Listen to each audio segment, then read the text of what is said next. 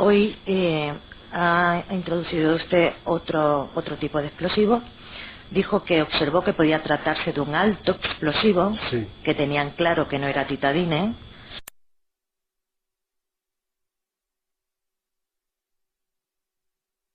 Porque este tipo de explosivo muerde, es decir, no tiene corte limpio, lo que nos acaba de manifestar.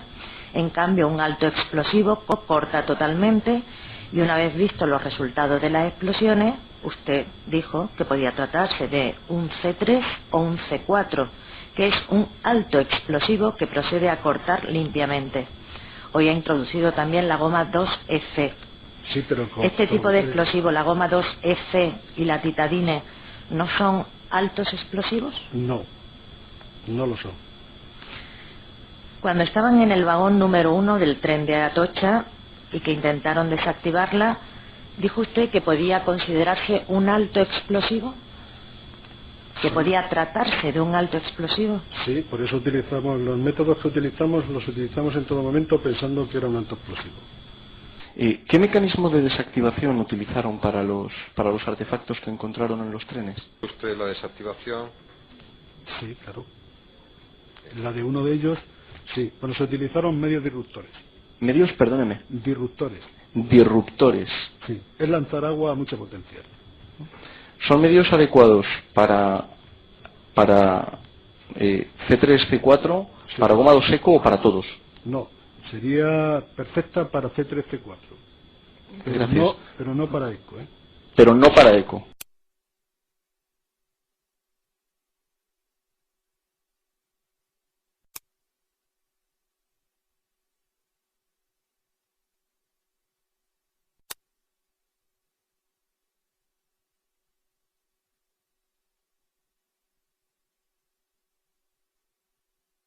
Y finalmente, ¿qué es lo que resultó? Pues resultó que, bueno, según los análisis posteriores, creo que ha dado dinamita goma 2 ECO, que tiene una velocidad de detonación en torno a lo que habíamos pensado nosotros, cercana a los 6.000 metros.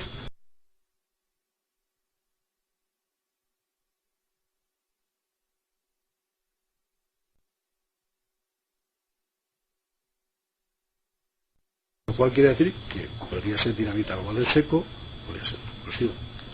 Perdone mi ignorancia y probablemente no lo he entendido. A propósito de lo que se entiende por un alto explosivo, ¿qué se entiende por un alto explosivo? Se lo explico. Una de las características físicas que tiene un explosivo es su velocidad de detonación. Ya he explicado eso, por favor, abreviando. Alto explosivo es cuando tiene una velocidad de detonación superior a ¿cuánto? Anda en torno a 5.800 metros, 5.600 Por hacia encima arriba. de 5.600 alto explosivo. Otra pregunta. Entendido. ¿Qué es más rápido? Creo que lo he contestado, pero posiblemente yo lo haya notado mal. ¿Qué es más rápido? ¿Goma 2 o titadine? Pero es que goma 2, hay goma 2 EC, goma 2 ECO. Goma 2 eco. Es muchísimo más alta la dinamita goma 2 ECO. Ya sabéis que yo, por lo que he estudiado después del tema este, ronda los 5.600, 5.700.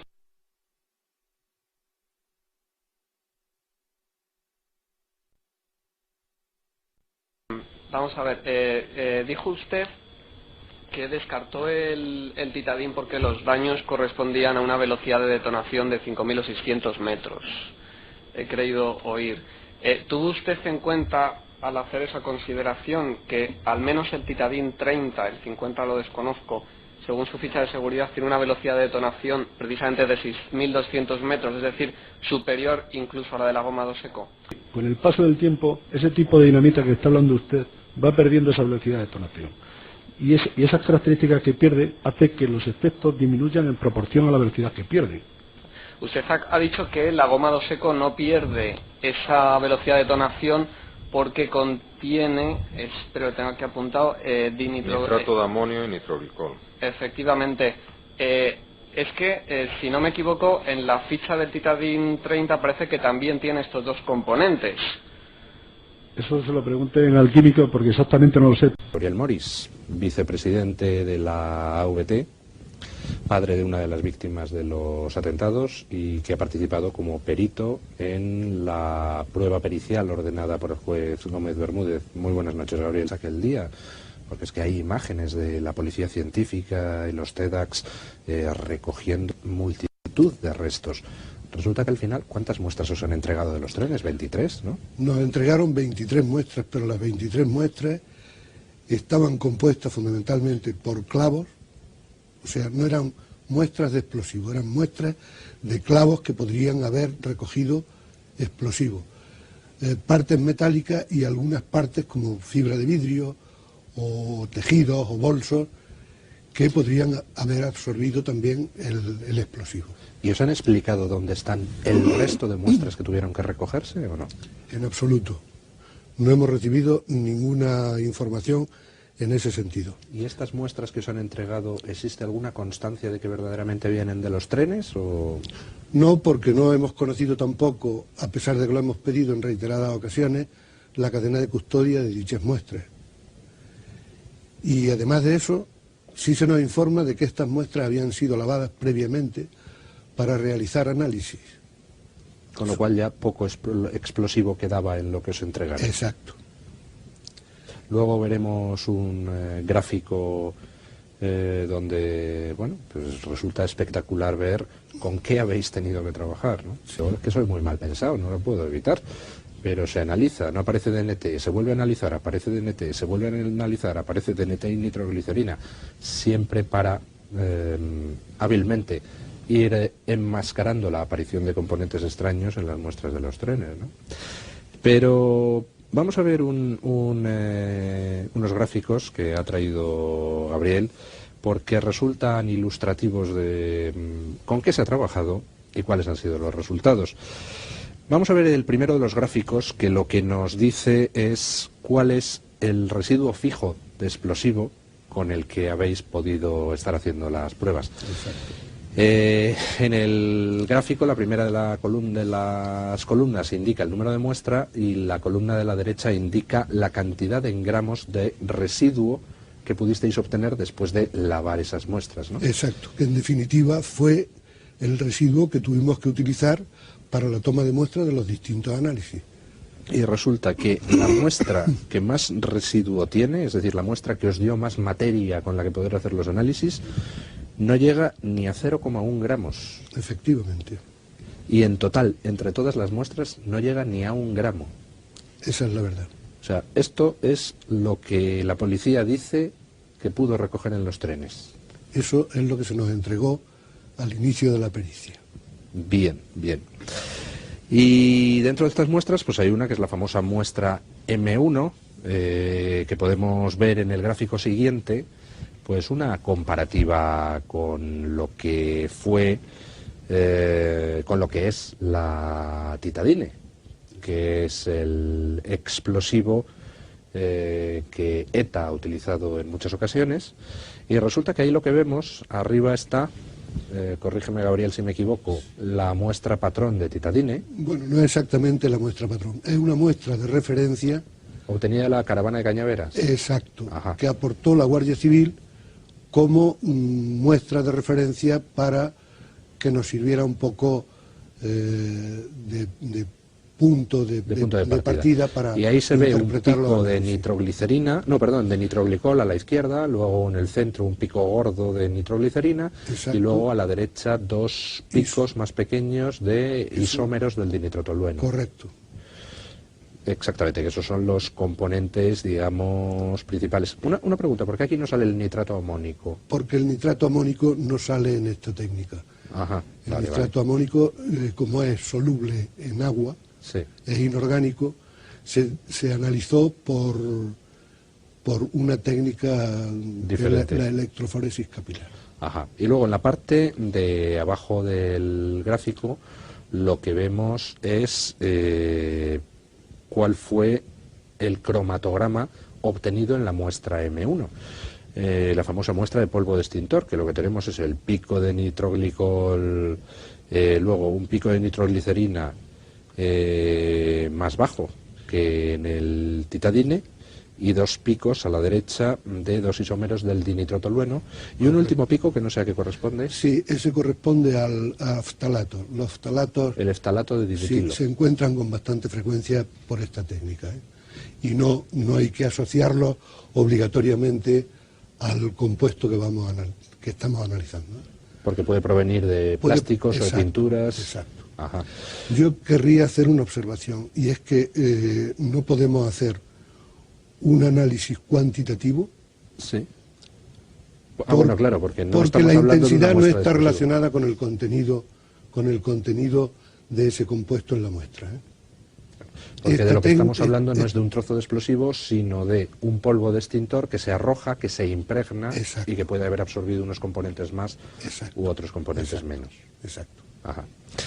Y luego, el último de los gráficos, lo que tenemos es la comparativa de esa misma muestra M1 con lo que sería la goma 2 Eco que fabrica Maxam. Arriba se puede ver el pico del nitroglicol en el centro, a la izquierda hay otros componentes que no sé a qué corresponderán. Los componentes de la izquierda son despreciables porque no forman parte de los explosivos. Por esta técnica salen componentes de distinta naturaleza, ¿no? Pero los explosivos para los cuales se mete un patrón de referencia no aparecen en esa zona. O sea, que esa zona... Pero lo importante sería a partir del pico central hacia la derecha. Exacto. Y lo único que se ve es el pico del nitroglicol y el pico de la nitroglicerina. Exacto. Y no aparece para nada el dinitrotolueno. Exacto. Mientras que en el otro cromatograma, se puede denominar a esto cromatograma también. Cromatograma. En la parte inferior, pues vemos lo que ya habíamos visto antes, la muestra M1 con su pico de nitroglicol, nitroglicerina y los dos isómeros del dinitrotolueno. Bueno, pues a la vista de todo esto, yo creo que la conclusión más sensata desde el punto de vista lógico es la que defienden dos acusaciones ahora mismo en sus conclusiones, entre ellas la AVT, que desde luego lo que nos habían dicho, que es que había estallado goma 2 Eco, no es.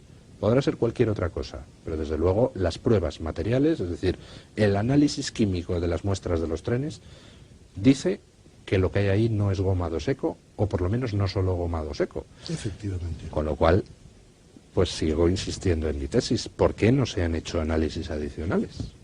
No lo entiendo.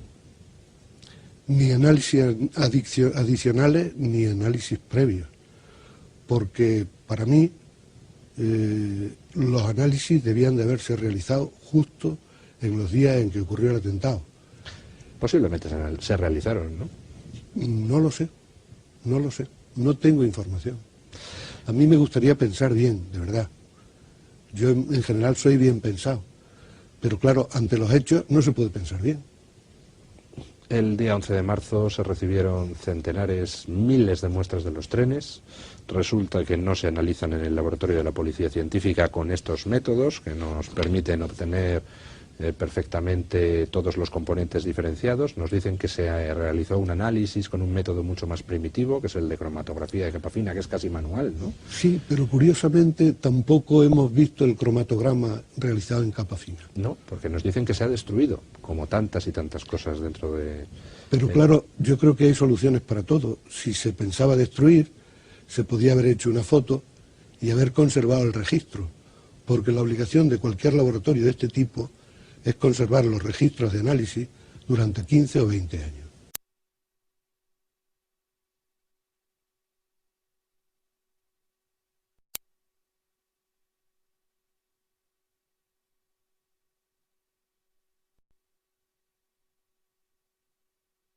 Que eran de muy pequeña cantidad, en muy pequeña cantidad. La mayor cantidad de alguna de ellas era 1/10 de gramo. 1/10 de gramo es a todas luces insuficiente para hacer un análisis. Al menos se necesitan 4 o 5 gramos. Y con la particularidad, además, de que las teóricas 23 muestras procedentes de los focos, pues yo las dividiría en otros dos grupos. Una muestra por una parte y otras 22. Las 22 eran muestras que procedían de los análisis que se habían hecho antes. Cuando se hace un análisis de una muestra, se intenta por todos los medios extraer todo lo que tiene. Por tanto, pues ya estaban degradadas desde el punto de vista analítico. Y solo una podía aportar